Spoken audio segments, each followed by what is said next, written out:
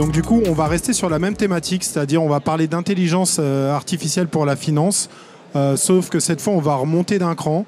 On va être plus agnostique, vous verrez des outils. Donc je vais avoir le plaisir d'animer cette session avec Olivier, qui se présentera rapidement, qui est CFO chez Ipsos, et qui va permettre d'avoir un vrai vernis, de représenter la vraie vie par rapport aux deux consultants qu'on est avec Anne-Claude. Et puis Anne-Claude, qui est associée tout comme moi chez KPMG, qui fait du conseil auprès des directions financières. Mais je vais les laisser se présenter rapidement et puis on va attaquer notre session.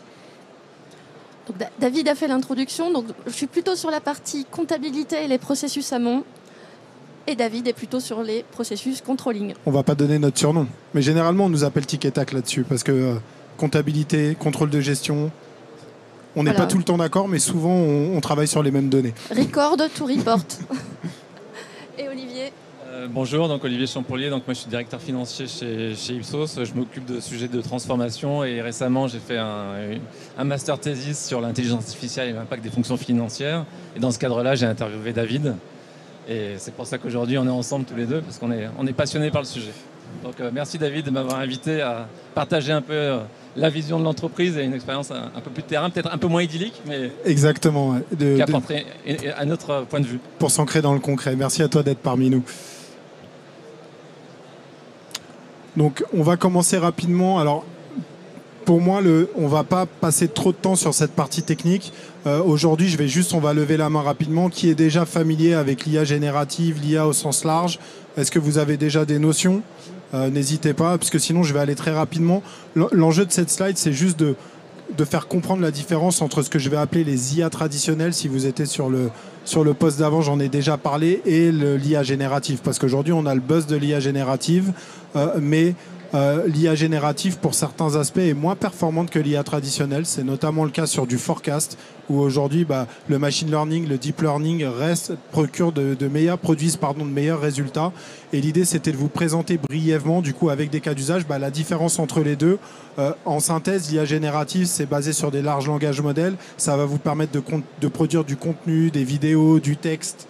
Demain, je l'espère, des PowerPoints, qui va changer notre vie en tant que consultant. Là où aujourd'hui, l'IA traditionnelle, ça va être de la détection d'anomalies, ça va produire des chiffres, ça va vous permettre de détecter des patterns, des erreurs. Et c'est une vraie différence aujourd'hui. Et nous, on va parler d'IA au sens large. Et on souhaitait tout du moins reposer un peu ce cadre, ce contexte technologique. Et je pense qu'on peut passer à la page suivante. D'autant qu'on s'est également rendu compte, c'est que le buzz d'IA générative avec l'arrivée de ChatGPT a été massif. Tout le monde voulait générer son contenu. Toutes les directions financières, tous nos clients nous disaient « Qu'est-ce que vous avez en IA générative ?» Alors qu'on sait pertinemment, et on le voit également chez nos clients et parfois même en interne, c'est que les IA traditionnelles, le potentiel des IA traditionnelles est loin d'être encore complètement exploité. Et donc, avant de vouloir générer du contenu sexy, sympa et de faire les comptes en génératif full, il y a déjà certains gisements de productivité à aller chercher avec les IA traditionnelles. Donc très rapidement, et ce n'est pas une surprise aujourd'hui, c'est que on y revient, 72% aujourd'hui des CEO pensent que l'IA au sens large va être un game changer, va permettre de faire évoluer le travail des fonctions et pas que de la fonction finance. On s'attend à ce qu'aujourd'hui, ça permette de poser de nouveaux modèles opérationnels, dans le sens où ça va changer la manière dont on va faire nos activités du quotidien.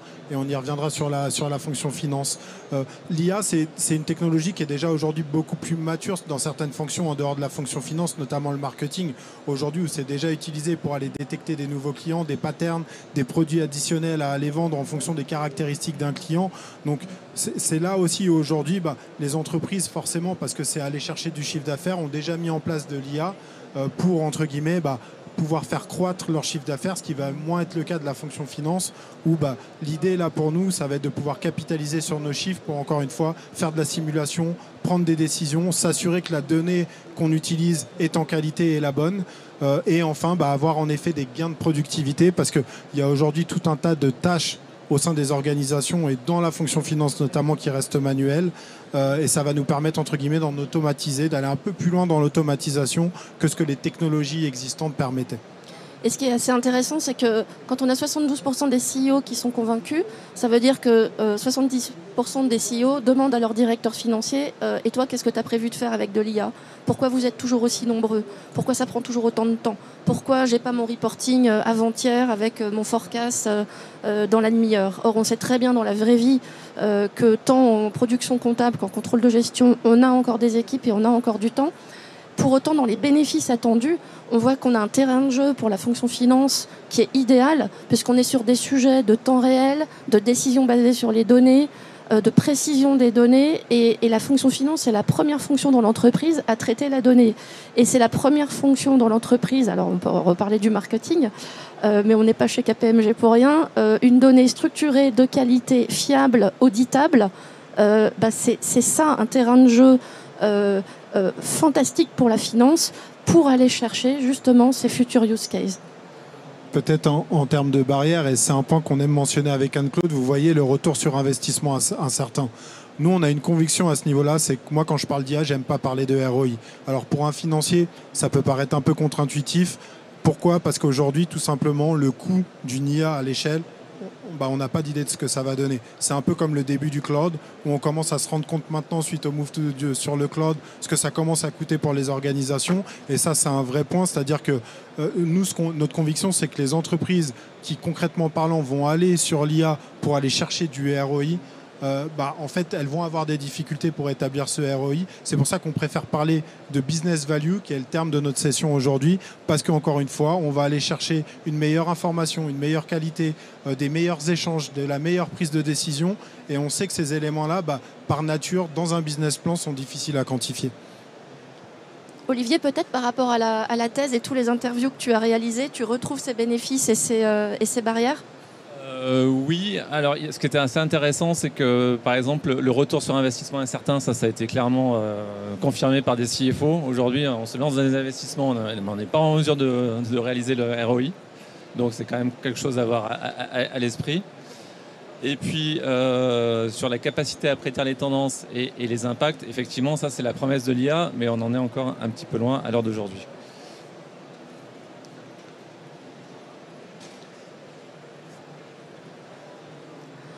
Alors on a aussi bien évidemment des enjeux d'utilisation de l'IA et de GenAI, pas seulement dans la transformation des fonctions finances, que ce soit la comptabilité ou le controlling, mais bien évidemment également dans tous les sujets d'audit.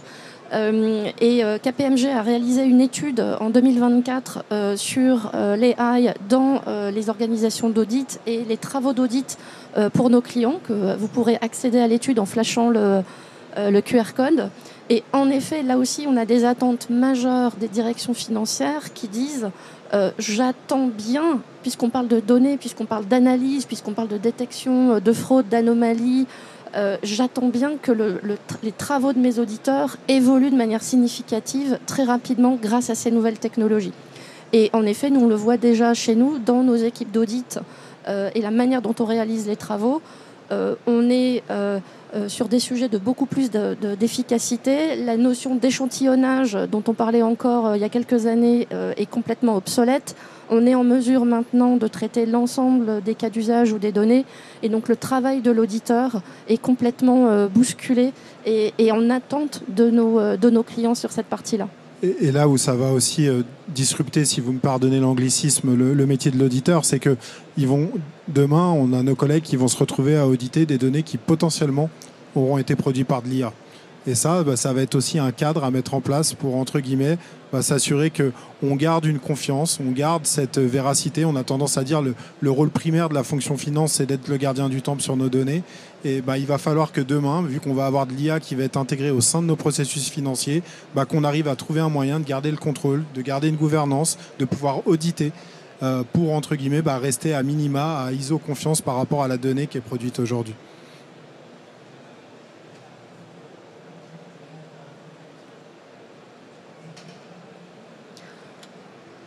Donc là, on est sur le message qu'on disait en introduction, c'est que c'est chouette de parler de ChatGPT et d'imaginer qu'on va pouvoir sortir son document de référence en 3 secondes avec de l'IA générative. Pour autant, même dans les IA traditionnelles, on n'y est encore pas du tout, que ce soit dans des IA embarquées dans les outils natifs du marché, ou que ce soit, et là c'est encore plus compliqué dans les paysages applicatifs et l'urbanisation des systèmes d'information,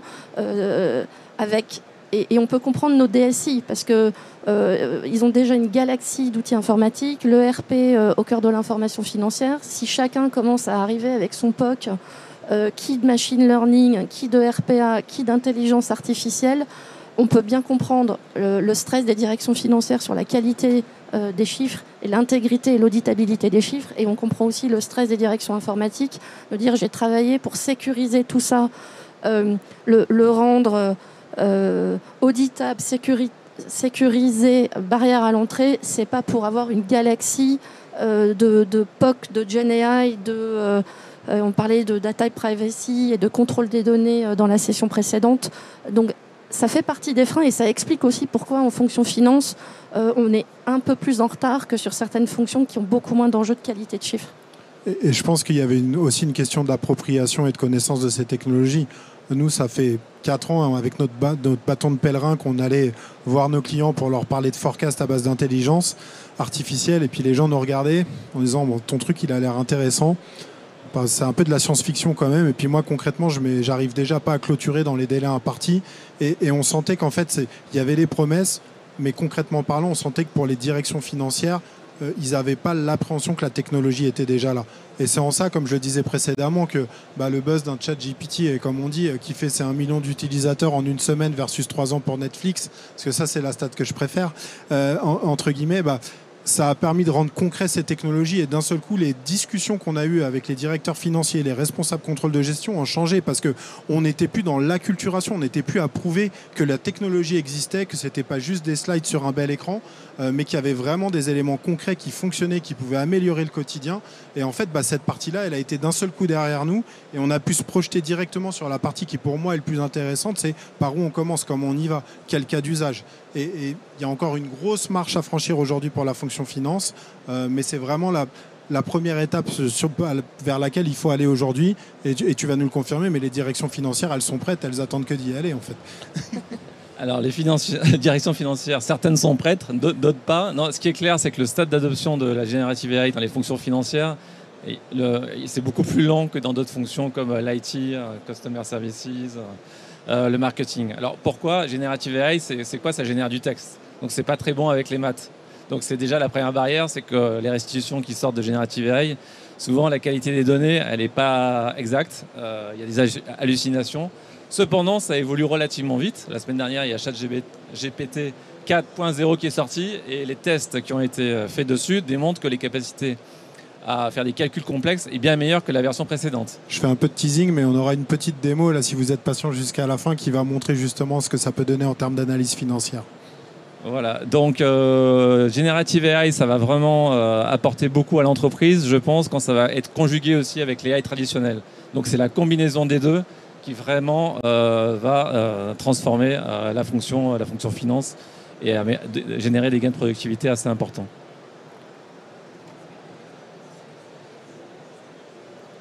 Et alors, dans la vraie vie, chez Ipsos?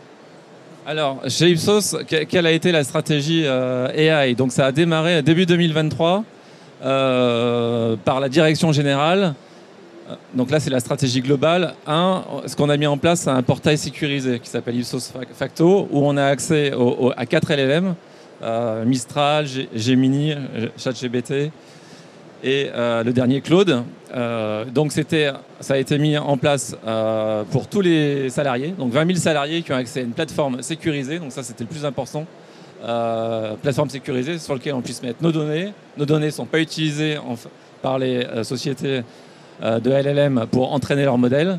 Donc ça, dès juin 2023, on a mis en place Ipsos Facto sur l'ensemble des collaborateurs. Petit à petit, on améliore cette plateforme avec une librairie de prompts. Donc c'est principalement pour nos chargés d'études. Ça, c'était la première étape. La seconde étape, c'est AI Boost Offer. Donc aujourd'hui, on a une offre pour nos clients où on met à disposition des plateformes avec des capacités de GenAI augmentées. Et on offre aussi des pilotes. Il y a certains clients qui nous approchent pour nous demander de mettre en place des pilotes ad hoc sur leur base de données, quoi. Et donc, c'est surtout les usages chez Ipsos aujourd'hui, c'est sur les opérations, améliorer nos opérations. C'est une offre donc pour développer le chiffre d'affaires et c'est aussi pour les chargés d'études pour être plus efficaces. La réflexion sur la finance, elle démarre il y a quelques mois. On est au stade d'identification des cas d'usage. Il faut être très transparent avec tout le monde. Ça tombe bien, on en a quelques-uns dans la bannette, dans les planches qui suivent. Mais pour faire le lien avec ce que tu disais, Olivier, en effet, ça apprend plus facilement dans d'autres fonctions que la fonction finance, que la fonction finance, elle travaille traditionnellement sur de la donnée structurée, du chiffre et de la donnée interne. Or, le GenAI, il est arrivé avec de la donnée non structurée, pas trop de chiffres et de la donnée externe. Donc, complètement à l'opposé de ce que la fonction finance a l'habitude de travailler. Pour autant, la fonction finance, elle va être aussi le porte-parole via la communication financière au marché financier, de données non plus seulement financières, mais aussi extra-financières. Donc là, on commence à avoir des cas d'usage assez sympathiques. Et un directeur financier, ça va devoir aussi être capable d'expliquer au marché l'impact de l'AI potentiellement sur le business model de l'entreprise et donner sa guidance et expliquer au marché financier, aux analystes, en quoi le business model de l'entreprise potentiellement est impacté par l'AI. Et donc, s'il ne s'y met pas lui-même, s'il ne comprend même pas lui-même comment ça peut impacter sa propre fonction, comment sera-t-il en mesure d'être particulièrement pertinent pour expliquer comment ces nouvelles technologies impactent le business model et changent la guidance au marché, les forecasts, les nouvelles BU, les nouveaux produits, l'abandon de certains selon les situations.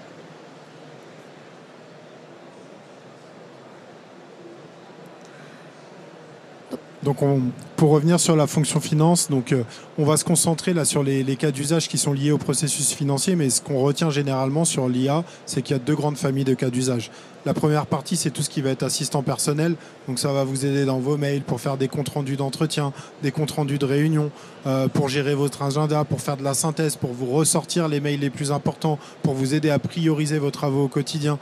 Donc ça, c'est la partie assistant personnel qui va nous changer la vie, qu'on soit clair, mais sur laquelle on ne va pas se concentrer aujourd'hui parce que nous, on reste des financiers. Et ce qu'on a voulu faire avec vous aujourd'hui, c'est descendre sur les cas d'usage pour la fonction finance.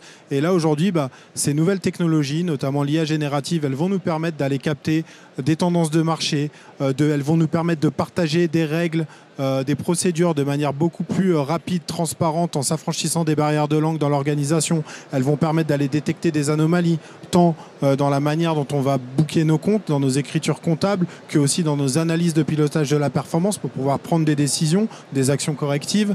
Ça va nous permettre aussi de faire de l'analyse d'écart et surtout de faire des prédictions et de faire de la simulation. Pour moi, ça va être la vraie différence côté contrôle de gestion, c'est qu'aujourd'hui, faire de la simulation, c'est compliqué. Dans les outils de pilotage de la performance, ça nécessite de tout modéliser, ça prend du temps, c'est souvent pas très réactif. Et en fait, l'intelligence artificielle va nous permettre d'accélérer cette partie-là, de vraiment lier performance financière et performance opérationnelle et d'accélérer encore une fois la prise de décision. Et la prise de décision, encore une fois, elle est dans les opérations et elle n'est pas dans la finance. La finance, c'est qu'une conséquence.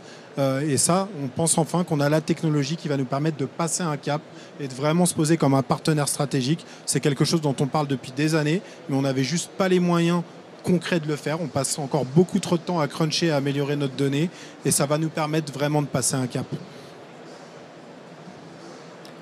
Après avoir travaillé la productivité des fonctions comptables, on va enfin s'occuper des contrôleurs de gestion.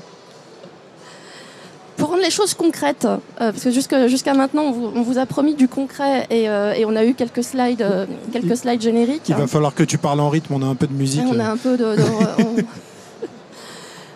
en cas concret, qu'est-ce qu'on a développé chez KPMG ? Donc on a un ensemble de méthodologies qu'on appelle Powered. Powered, c'est l'alliance de compétences fonctionnelles et d'insights fonctionnels, donc fonction finance, fonction HR, fonction marketing, and so on, supply chain. Donc bien évidemment, là, on est sur la fonction finance, avec toute la décomposition des différents processus end-to-end de notre fonction finance et des sous-processus. Et cette méthodologie Powered, elle allie de la compétence fonctionnelle, des processus, des role profiles, où est-ce qu'on met un service delivery model de l'ensemble de ces process. Et elle est enrichie continuellement au début, il y a encore quelques années, de use case de RPA ou d'automatisation de base, et aujourd'hui, de use case déjà avec de l'AI traditionnel ou de l'AI générative. Et là, par exemple, David, sur la partie controlling. Et peut-être pourquoi est-ce qu'on part des processus? Parce qu'aujourd'hui, nous, ce qu'on se rend compte, c'est qu'on a beaucoup de directions financières qui viennent nous voir en disant « je veux mettre de l'IA, je veux mettre de l'IA générative ». Et encore une fois, je ne suis pas data scientist, je n'ai pas vocation à l'être. Moi, ce que je connais, c'est les processus financiers. Et du coup, nous, on invite nos clients, on invite les gens qui veulent commencer dans l'IA à repartir de leur processus pour identifier ce qu'ils peuvent mieux faire plus rapidement, ce qu'ils n'arrivaient pas à faire aujourd'hui. Là où on peut aller gagner de la rapidité dans la production d'éléments pour se dire cas par cas, processus par processus, où est-ce que l'intelligence artificielle peut apporter une plus-value. L'intelligence artificielle, ça reste un outil. Demain, quand vous allez implémenter dans vos organisations un ERP ou un outil de pilotage de la performance, la bonne pratique, c'est que vous partez des besoins. Vous installez pas la technologie from scratch. Sur l'intelligence artificielle, c'est exactement la même chose. Et ça permet d'aller identifier du coup des cas d'usage qui sont issus de nos réflexions en interne chez KPMG, des échanges qu'on a aussi avec nos clients. Le forecast à base d'intelligence artificielle revient, c'est le numéro 1. Encore une fois, c'est pas de l'IA générative. Par contre, tout ce qui est analyse de marché et benchmarking, aujourd'hui, c'est une demande de tous nos clients. Ça a toujours été très compliqué à faire.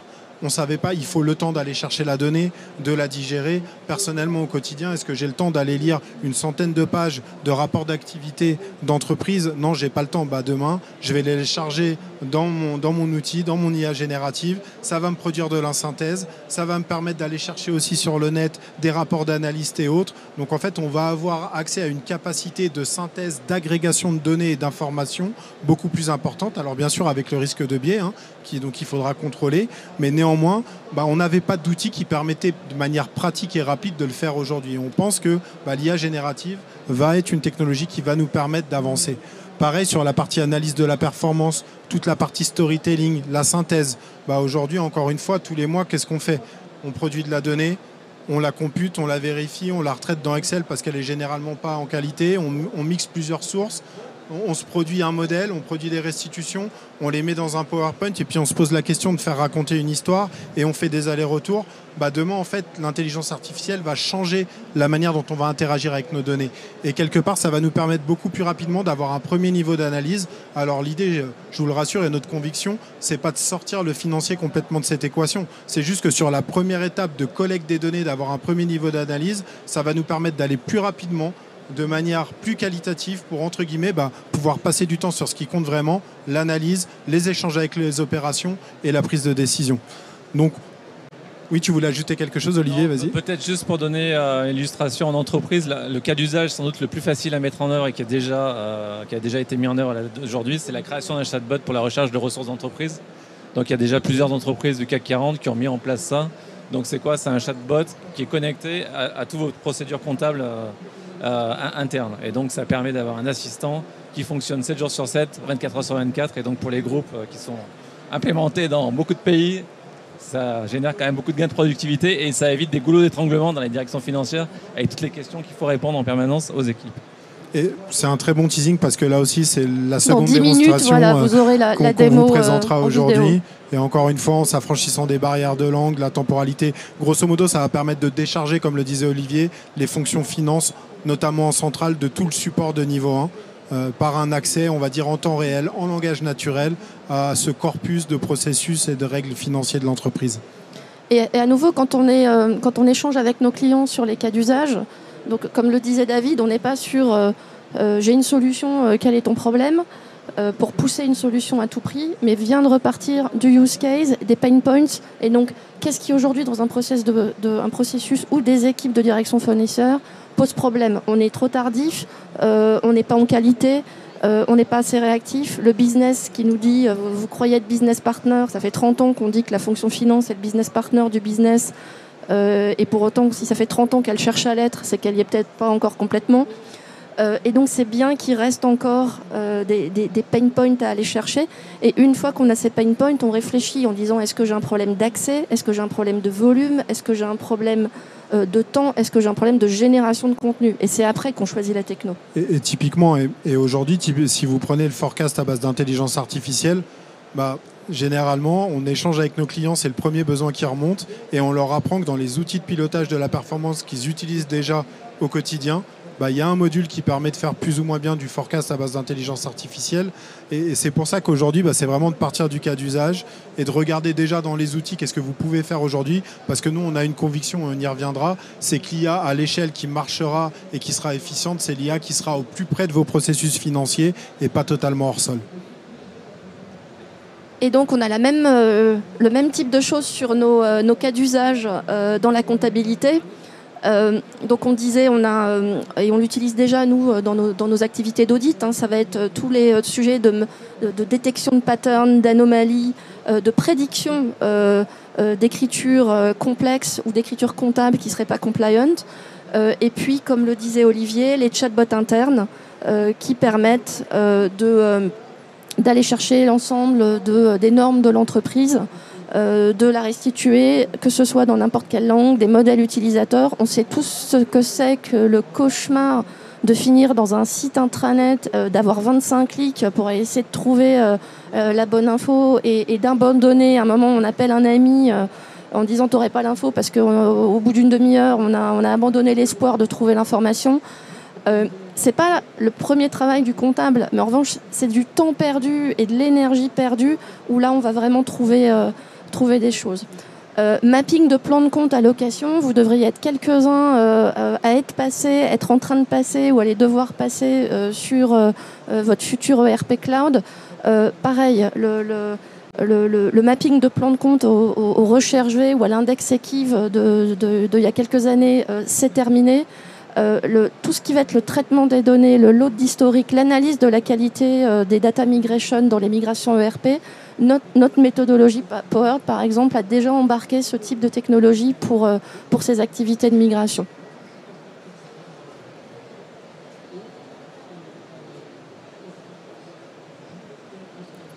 Alors, on va attaquer la partie comment se lancer. Je vous promets, on va finir par arriver aux démos. Il nous reste encore un peu de temps ensemble. Mais on voulait revenir avec vous, comme pour la session précédente, c'est que l'IA, l'intelligence artificielle, c'est plein de promesses pour la fonction finance, mais pas que. Mais il y a aussi des prérequis et des risques à monitorer. Et le premier, c'est définitivement la qualité de la donnée. Aujourd'hui, je l'ai dit précédemment, mais si vous n'avez pas de données, vous n'avez pas d'IA.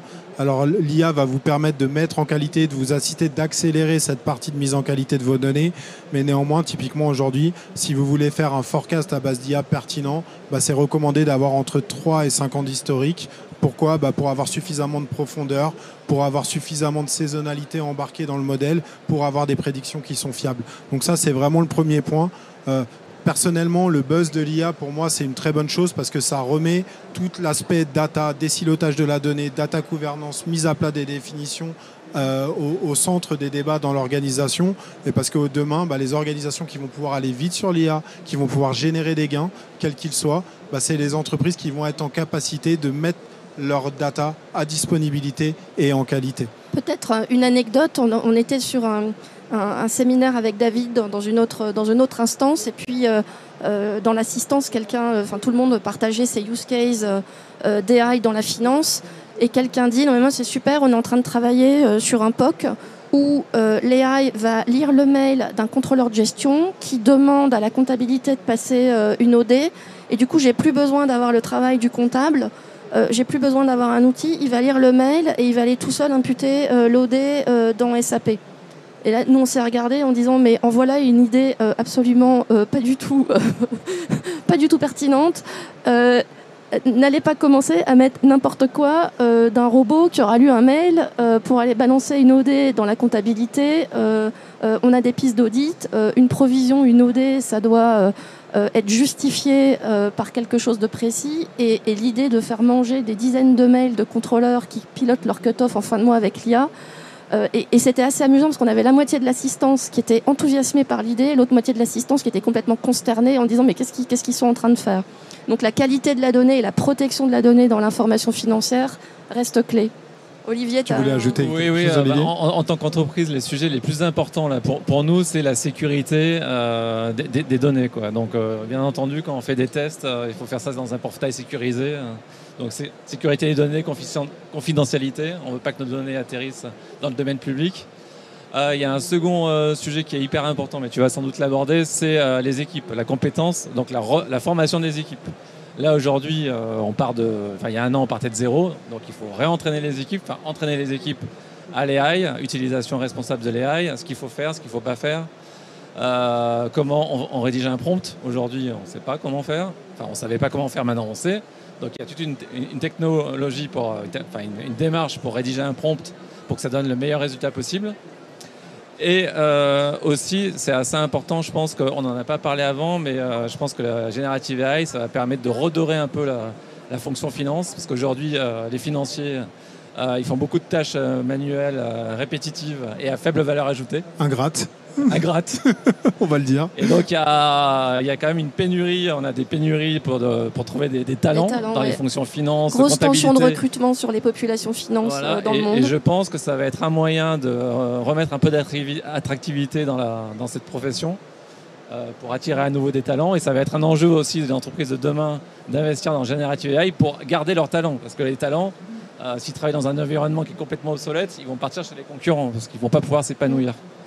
Donc ça c'était les sujets sur lesquels je voulais insister et sur l'AI éthique, important aussi de former les équipes pour que bien leur faire comprendre que l'utilisation de Generative AI c'est la combinaison de l'intelligence humaine et l'intelligence artificielle et que la décision in fine doit rester dans les mains de l'humain, quoi. L'exemple que tu as donné est très parlant. On ne peut pas demander à l'AI de passer des écritures selon moi.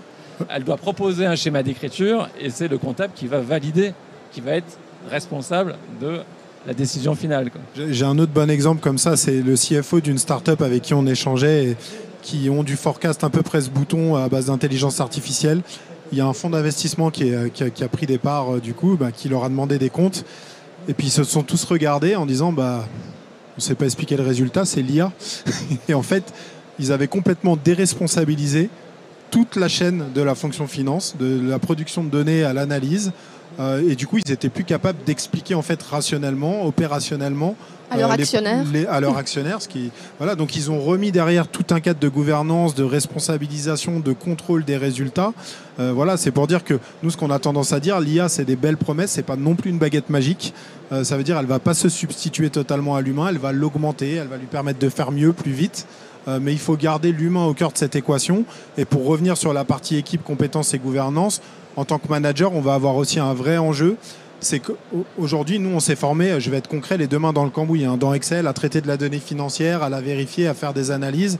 Si demain, on a de l'IA qui nous permet d'avancer sur toutes ces analyses de premier niveau, comment est-ce qu'on s'assure que les managers de demain, que certains d'entre vous seront, entre guillemets, auront autant, voire plus de compétences financières que nous aujourd'hui. Et ça, c'est valable pour la finance, mais pas que. C'est de veiller à conserver de la compétence opérationnelle et financière avec l'IA, sachant qu'on a toute une partie des tâches qui vont être automatisées, notamment toutes les tâches les plus répétitives qui touchent à la structuration, à la création de la donnée. Et pour finir, les dernières contraintes qui vont être fortement à considérer, c'est tous les enjeux de conformité réglementaire. Donc pour les fans de science-fiction, ça a démarré dans les années 60 avec les lois de la robotique d'Asimov. Mais ensuite, on a eu les lois de robotique de Google qui avaient été citées en 2018. On a les premiers European Act qui étaient sortis en 2019. Et maintenant, on a le AI Act également européen qui est sorti avec des enjeux d'auditabilité, de contrôle, de conformité. Donc ça ne va pas être juste un terrain de jeu sympathique, ça va devoir être un terrain de jeu encadré, auditable, certifiable, et qui répondent à l'ensemble des valeurs et des contraintes qui ont été citées précédemment. Pareil, un point, alors là on est plus sur l'intégration dans les systèmes d'information. Anne-Claude le mentionnait précédemment. Aujourd'hui, quand on est un financier, c'est un peu compliqué. On a une myriade d'outils, on a plusieurs ERP, des outils de contrôle de gestion, de la BI, des data platforms. On a tout un écosystème qui est très complexe, avec souvent des fonctionnalités qui sont en overlap d'une solution à une autre. Et nous, l'idée, c'est de se dire, concrètement parlant, l'IA qui sera efficiente, qui fonctionnera pour la fonction finance à l'échelle, parce que le passage à l'échelle va être un enjeu. De quel type d'IA on parle aujourd'hui ? Aujourd'hui, on voit que quelle que soit la taille des groupes, ceux qui sont en phase de prototypage ou de pilote, ils sont sur des pure players d'IA. Ça veut dire qu'ils ont créé des plateformes sécurisées pour pouvoir jouer avec leurs données, mais ils vont utiliser un OpenAI, un Google IA, un Gemini, peu importe, pour, entre guillemets, poser les premiers cas d'usage, se faire la main. Et petit à petit, on pense que l'IA qui va commencer vraiment à apporter ses premiers bénéfices à l'échelle, c'est l'IA qui va être intégrée demain au sein des outils financiers, quels qu'ils soient, que vous utilisez déjà. Pourquoi ? Parce que déjà, concrètement parlant, toute la partie intégration, vous allez la retransférer à l'éditeur. Ça ne va pas être à vous, financiers, et à votre direction des systèmes d'information de traiter ce point-là. Ça va être un module à activer dans une solution qui est déjà dans votre environnement, qui est déjà dans votre écosystème, pour, quand on va vraiment atteindre la maturité, j'ai envie de dire ultime, on parle d'IA générale, c'est là où on va vraiment changer l'interface, où demain, quelque part, on aura peut-être potentiellement plus qu'un large langage modèle et tous les outils qui seront en dessous seront transparents pour nous. On posera nos questions en fonction des besoins d'analyse, des besoins de réponse à une campagne d'audit, à une réglementation. Et derrière, cette IA sera capable d'aller chercher au bon endroit l'information pour nous permettre de fonctionner. Mais on avait déjà ça avant avec le RPA, c'est-à-dire qu'on a eu certains cas où on échangeait avec des clients qui disaient j'ai développé un certain nombre d'automatisations avec du robotic process automation, et on disait mais on l'a déjà en natif dans le RP, c'est déjà embarqué, donc qu'est-ce qu'on va aller s'énerver à recoder à côté, à interfacer avec des outils financiers, si le cœur des outils financiers, que sont les outils de pilotage et les outils de production comptable, eux ont déjà embarqué ces technologies. Et on va arriver au concret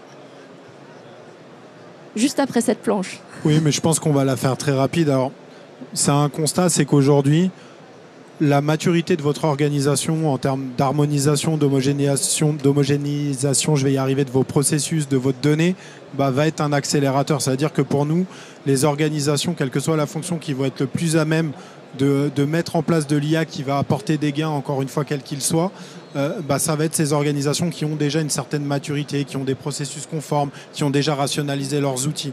Eux, ils vont pouvoir très rapidement dégager des gains grâce à l'intelligence artificielle. Pour les entreprises qui seraient un peu moins matures, alors il n'y a pas de fatalité, l'IA, elle va permettre, entre guillemets, de rattraper cette dette qui peut être technologique, data sur les processus, parce qu'elle va permettre de détecter des anomalies, des incohérences, d'aller plus vite. Mais néanmoins, ça, c'est un vrai point aujourd'hui d'attention, encore une fois. L'IA, ça fonctionne avec de la donnée, avec des processus, avec une gouvernance, et ça ne va pas être la baguette magique qui va vous permettre aujourd'hui de tout résoudre. Ça, Et là, moi, je veux bien l'avis d'Olivier, parce que quand on est un CFO d'entreprise, qu'on a fait une thèse sur le sujet, et tu nous disais tout à l'heure, dans l'entreprise, c'est embarqué, mais en finance, on s'est lancé il n'y a pas tellement longtemps. Cette roadmap, tu te dis, je vais pouvoir aller plus vite, moins vite. Ils sont optimistes, ces consultants, ils sont pessimistes. Elle te fait... Non, ça reflète assez bien la réalité. Non, par exemple, on a parlé du chatbot là, qui permet de répondre, chatbot qui est connecté à toutes les procédures internes de l'entreprise. Aujourd'hui, il y a les sociétés du CAC 40 qui l'ont mis en place. Pour avoir discuté avec les directions financières, le délai de mise en place de ce type de projet, c'est 4 mois. Donc c'est relativement court. Donc 3 à 6, on est bon. Donc là, vous êtes... oui, voilà. Après, les autres, c'est 6-12 mois, voire plus. Tout ce qui est intelligent forecasting, je pense que ça peut marcher, mais est-ce que ça produit vraiment ce qu'on veut ? Ça peut aller plus vite, encore une fois. Ça dépend. Si vous avez déjà un EPM en place avec un module qui marche bien, ça peut aller très vite. Mais c'est vrai que l'étape numéro 1 dans la feuille de route, c'est une stratégie d'entreprise AI. Ça ne va pas être que la fonction finance. La fonction finance, c'est une brique parmi d'autres. Ça va être une gouvernance avec une charte AI et ça va être une plateforme sécurisée qu'on va pouvoir donner à disposition des utilisateurs déjà pour se tester, se familiariser, et ça va être l'accompagnement, le change management. Donc ça, c'est les premières étapes qu'effectivement vous avez mis en moins de 2 ans. Peut-être je rajouterai l'usage. Je me répète, mais je parle de cas d'usage parce que, encore une fois, l'IA, ça reste qu'un outil, et un outil, il est là pour répondre à un besoin. Et entre guillemets, le début de l'histoire, c'est de poser vos besoins. Et c'est comme ça qu'on peut aller vers l'IA après, et surtout que vous serez à même de dire où est-ce qu'on l'encapsule de manière correcte. C'est identifier les pain points, comme vous l'avez dit, pour s'orienter sur les cas d'usage à la plus haute valeur ajoutée, quoi. Parce qu'on ne peut pas se lancer tout azimut à lancer de multiples projets. Il faut se focaliser sur ce qui va créer le plus de valeur pour l'entreprise.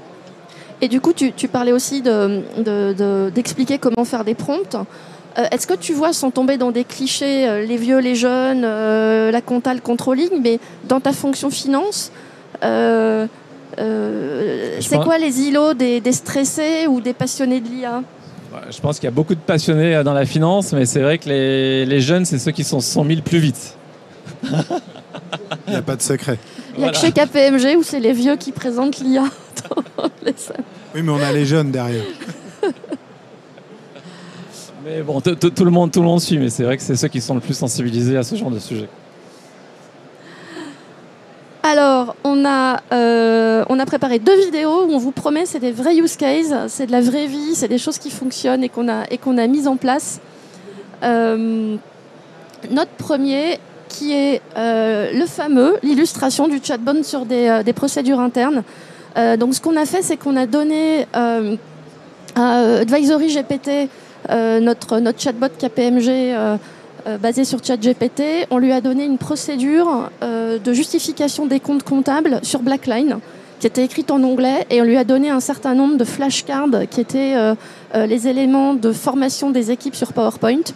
Et donc on lui a donné à manger cette procédure d'une quarantaine de pages et un certain nombre de slides PowerPoint. Et là on dit, mais je suis un user dans un pays donné, je pose des questions dans ma langue de ce qui se passe sur ma justification des comptes. Alors, machine arrière. Tactile. Je pense que tu peux appuyer sur YouTube. C'est que c'est pas la.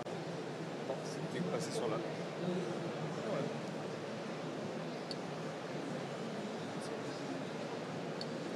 Ça tourne. C'est bon, il charge. Ok.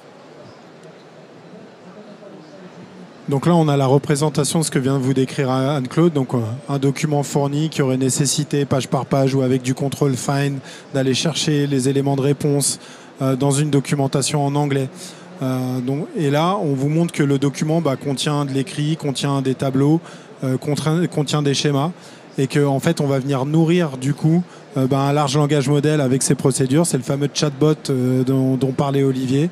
Et on va se rendre compte par la suite, vous verrez dans la démonstration, qu'on va pouvoir lui poser des questions. Alors d'abord, on le configure.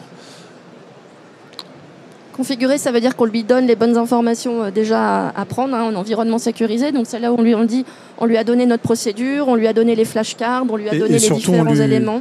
Et on lui donne un contexte, ça veut dire qu'on lui dit qu'on est un comptable, qu'on est un consolideur, qu'on est quelqu'un qui travaille dans la finance. C'est toujours important quand vous utilisez ces langages modèles de donner un contexte. Parce que la nature de la réponse, la technicité de la réponse qu'il va vous donner va dépendre de ça. Et vous voyez que là, en temps réel, il va aller piocher dans la documentation, dans les différents documents pour aller vous chercher des réponses. En français. En français, on pose dans nos un questions doc en en anglais. français. On est un comptable français. Dieu sait que nos équipes comptables en France, elles ne sont pas toujours bilingues. Et donc, toute une documentation corps modèle qui avait été faite en anglais, on pose notre question en français. Et dans l'ensemble des documents qui est fourni, il nous trouve la réponse, il la synthétise et il nous la ramène en français. Et dans la vie d'avant, c'était déjà une demi-heure pour arriver dans l'intranet à trouver la bonne procédure et trouver dans les différents documents ce qui était disponible et la réponse à nos questions. Sachant qu'on s'est amusé à le prompter en japonais dans tout un tas de langues. Alors moi je parle pas le japonais, mais Anne-Claude un peu. Et ça marche vraiment. Et aujourd'hui, de manière concrète, quand on mettait en place des centres de services partagés ou des GBS, on avait toujours la problématique de trouver des gens qui maîtrisaient la finance, qui maîtrisaient la compta, qui parlaient X langues. Donc c'était toujours une équation qui était un peu insoluble. Là, on a peut-être un premier élément de réponse entre guillemets pour faciliter tout ce travail-là et la diffusion de procédures et donc le respect des règles et de la conformité au sein d'une organisation. Donc là, parce que j'ai changé avec quelqu'un en entreprise qui me disait mais on a tellement de procédures qu'on a essayé avec notre chatbot interne et si on part aussi dans des données externes, il y a tellement d'informations dans le net, ce que ramenait le chatbot était complètement erroné. Là, ça permet aussi, dans un environnement entreprise sécurisé, parce que évidemment, on ne va pas aller mettre toutes nos procédures de justification de compte dans l'hyperespace. Ça permet d'avoir, sur un certain nombre d'éléments périmétrisés, un chatbot qui, à nouveau, va nous trouver une réponse où, avant, on se perdait dans les arborescences des intranets, les informations n'étaient pas la bonne, les documents étaient erronés, et là, on pourrait aller encore plus loin, qui est vérifier que tu es sur et on lui demande la dernière version du document, il sait aller les chercher. Donc ça, c'était pour notre illustration comptable. Et maintenant, on va passer sur la partie contrôle de gestion. J'aurais adoré avoir cet outil durant mes jeunes années.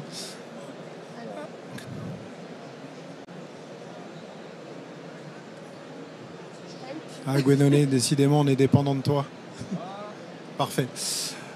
Donc là, l'idée, c'est de montrer les capacités de... On a chargé une base de données donc qui fait à peu près 50 000 lignes, donc pas trop dense, mais avec des erreurs. On a par exemple des prix unitaires qui manquent. Et vous allez voir qu'on va lui poser des questions un peu basiques de pilotage de la performance. On va lui demander de produire des graphiques, on va lui demander de produire des éléments de synthèse. Et ça, c'est quelque chose aujourd'hui. Alors, on a chargé une base Excel, mais on pourrait très bien connecter ça à un outil ou même intégrer ces capacités-là dans un outil de pilotage de la performance. À chaque fois, on va venir comparer les résultats par rapport à un Excel pour se dire est-ce qu'on a confiance dans les résultats que produisent. On a fait notre propre piste d'audit pour être sûr des chiffres à l'arrivée. Donc, question basique au début, une évolution du chiffre d'affaires entre deux périodes. Et vous allez voir que en temps réel, hop, ça va vous donner en valeur, en pourcentage. Et là, on s'aperçoit que par rapport au travail qu'on avait fait faire par un consultant à côté, les résultats sont les bons. Et on va petit à petit aller, si vous allez voir, sur des notions un peu plus complexes. Même question sur les volumes. Et ce qui est magique là-dedans, c'est la partie sous-jacente, c'est qu'on n'a pas eu à lui apprendre à lire une base de données. Et ça, c'est quand même, pour moi, ça a été le premier effet waouh. Et on a testé des bases de données structurées, non structurées, avec des erreurs. Et il arrive à s'en sortir, ce qui n'était pas le cas il y a quelques mois. Et c'est là où Anne-Claude en parlait. La croissance des compétences de ces modèles est exponentielle. Et regardez, effet volume, effet mix, effet prix. Alors on a appelé nous effet croisé pour l'effet mixte. Mais vous allez voir qu'il va être en capacité aussi de vous sortir les résultats, donc au global. Et on va vous montrer aussi avec la petite flèche, et c'est ça qui est bien dans les technologies, c'est que pour nous, financiers, on va se poser la question de piste d'audit. Comment est-ce que je peux avoir confiance? C'est-à-dire, je ne vais pas à chaque fois doublonner, produire un Excel. Et on commence aujourd'hui à avoir accès, regarder aux formules. Alors là, c'est du Python, mais petit à petit, on va le rendre plus intelligible pour le fonctionnel que je suis, qui permet de retracer les formules. Quelles formules j'ai utilisées pour calculer mon effet prix, pour calculer mon effet volume, pour calculer mon effet mix. Et vous allez voir que petit à petit, c'est capable de nous donner le top 5, le worst 5 en volume, en valeur. Donc ça, c'est concrètement parlant quelque chose aujourd'hui où j'avais besoin de prendre cette base de données, de faire moi-même les contrôles sur la qualité de la donnée, de produire le modèle Excel que vous avez là, qui est l'ancienne génération, et derrière, de produire, d'avoir le temps pour faire les analyses, pour produire les restitutions, des graphiques, des synthèses. Et tout ça, aujourd'hui, se fait quasi en temps réel. Et la seule partie qu'on a accélérée dans la vidéo, pour être tout à fait franc avec vous, c'est la partie de présentation de la base de données au début. Et là, vous voyez, le reste est vraiment en temps réel. Et il est capable de vous faire le détail par BU, par produit. Ça veut dire les capacités de drill down en langage naturel sont instantanées. Là, on a chargé une deuxième base de données. Alors là, j'ai un consultant qui adore le tennis, donc il n'a pas résisté. Il m'a mis 2 modèles de raquettes, un pour les amateurs, un pour les pros. Et pareil, là, on est parti sur des coûts unitaires, des effets prix. Ce qu'on a voulu voir, c'est rajouter un effet change pour voir si au sein de l'effet prix, il était capable d'isoler l'effet change. Vous allez le voir. La réponse est que ça marche. Donc on commence pareil par de la variation un peu classique. Ça produit des tableaux. Et donc c'est là où par rapport au... T'as coupé ton... C'est revenu? Ouais, non, c'est revenu. Et là, regardez le graphique. Alors, c'est là où pour moi c'est bluffant. Ce qu'on lui a fait, c'est qu'on lui a chargé. On a une charte graphique avec des codes couleurs KPMG. Là, vous devez être familier. Il y a du bleu, il y a du rose, il y a plein de belles couleurs. C'est toujours un peu, il faut toujours mettre tout au format, etc. Regardez en temps réel, ça vous produit maintenant des graphiques qui sont beaux, où j'ai pas de problème d'échelle. Je lui ai juste demandé de me supprimer les totaux en termes d'étiquettes. Et vous voyez que ça me produit exactement la même chose que ce que faisait Excel en temps réel. Et ça, je pense qu'en termes d'analyse financière de premier niveau, ça va vraiment nous changer la vie. Pareil, vous avez toujours tous les éléments, l'audit trail, qu'est-ce qu'il est allé récupérer comme intersection de lignes et de colonnes dans votre base de données. Alors sur le deuxième, il n'a pas réussi à garder le code couleur. Sur notre deuxième graphe, on ne sait pas pourquoi il n'a pas pris le code couleur de la firme. On s'est rendu compte qu'aujourd'hui, et ça c'est un bon exemple, c'est ce qui ne marche pas, il arrive à tenir nos 3 premiers rangs de couleurs. Par contre, dès qu'on a des graphiques, comme vous allez voir celui-là, qui passe au-delà de 3 rangs de couleurs, là il invente un code couleur. Comme quoi, c'est encore en train de fonctionner. D'améliorer. Il faut toujours aller vérifier. Et ce qu'on s'est dit à la fin, pour terminer cette démonstration, qui pour le coup est très concrète, c'était de se dire, maintenant que j'ai fait toutes mes analyses, en fait, j'ai besoin de produire une synthèse. Envoie le mail à ton chef de BU pour lui dire ce qui s'est passé sur ce mois-là.